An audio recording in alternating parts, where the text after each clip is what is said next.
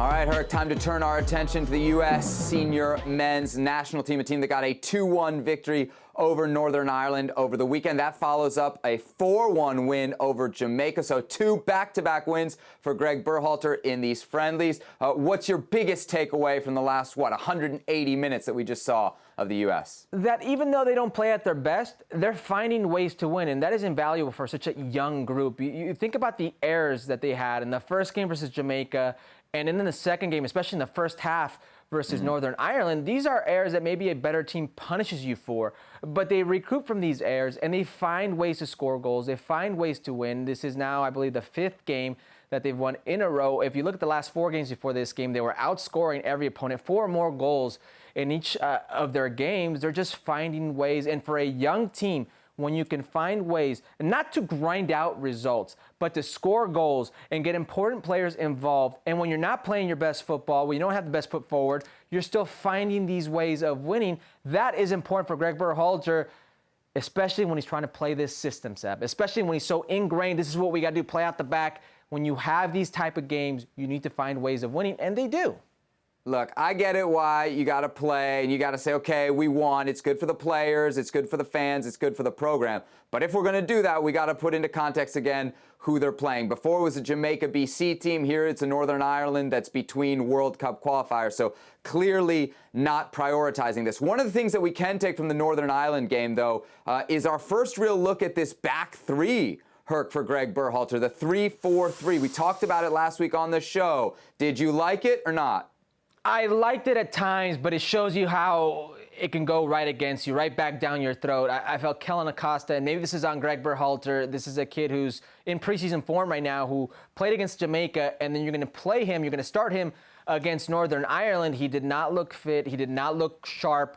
Did not look crisp, gave up the ball a lot in some very rough areas, and that's right back down your throat. These center backs don't like to be one-on-one. There aren't many center backs in the world that like being one-on-one, but Matt Miazga, Tim Ream, Aaron Long certainly do not like to be put one-on-one against players with pace, and a couple times, at least twice in that first half, a better team would have scored those goals.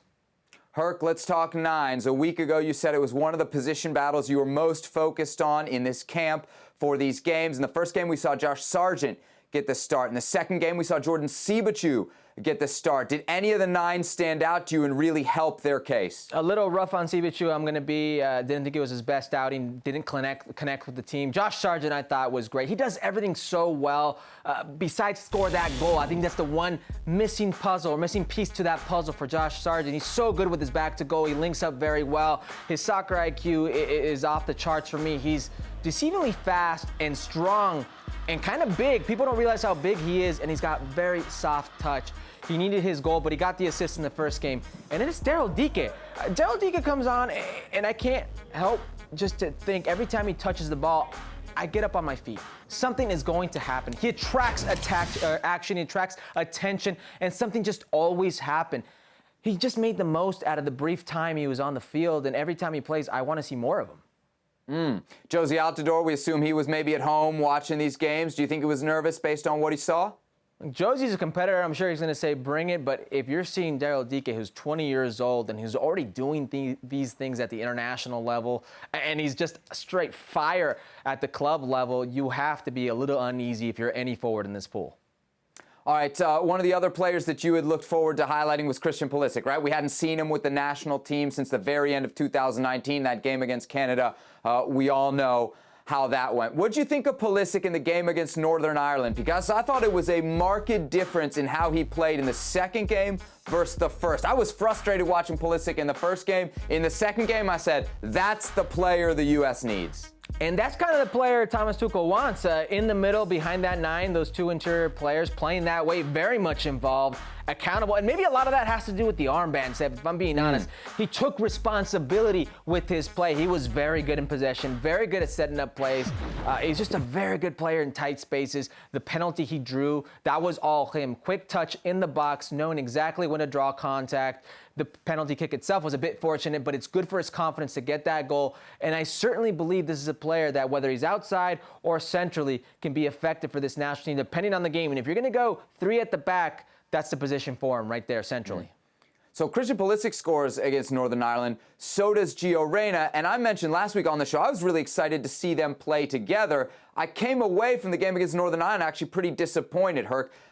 Not because either of them didn't play well, they just didn't seem to ever be in the same space or associating, connecting on the ball. There was always at least one, if not two American players between them. But maybe that's the game plan for Berhalter. You put your really great players wide, you spread your defense out. Just as a fan, I want to see Reyna, and I want to see Pulisic, and I want to see the 1-2s between them. Yeah, I'm going to be honest here. I think you're going to see much more of Gio Reyna if you see a Tyler Adams, Weston, McKennie combo in that center of midfield. I'm not trying to pick on Kellen Acosta because I think he's a very good player, but it was evident that he was out of form, not as sharp. Gave the ball away a lot of times in that first half, and I think that disrupts possession. All of a sudden, if you're Gio Reyna or if you're Christian Pulisic, you have to be on your toes and thinking, well, if I don't get this ball here, it's going straight back down our throats. I need to be in a good central position to defend. But you'd like to see these two players, especially because they're the most talented players in your pool and on your roster to date, link up more. But it was vital for Gio Reyna to get that goal. It's going to do wonders for his confidence. Every time I see him play, I keep thinking to myself, this is the player with the highest ceiling in this pool. But I don't want to keep saying that for years to come. I want to see it, and I think a lot of the issues with him are confidence. Well, thank you very much for watching ESPN on YouTube. For more sports highlights and analysis, be sure to download the ESPN app. And for live streaming, premium content, and let's not forget as well, ESPN FC 7 days a week. Subscribe to ESPN+.